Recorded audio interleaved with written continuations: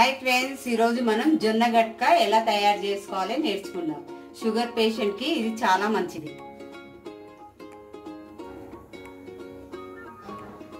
2 glass water పోసుకుందాం. 1 spoon salt.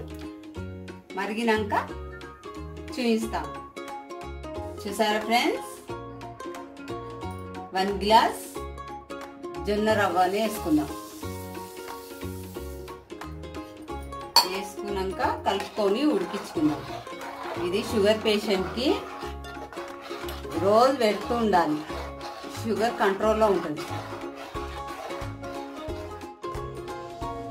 చూసారా friends, మన జొన్న రవ్వతోని గట్క రెడీ చేసుకున్నాం.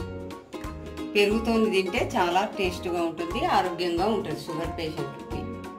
మా వీడియో మీకు నచ్చినట్లయితే లైక్ చేయండి, షేర్ చేయండి, సబ్స్క్రైబ్ చేయండి. ధన్యవాదాలు.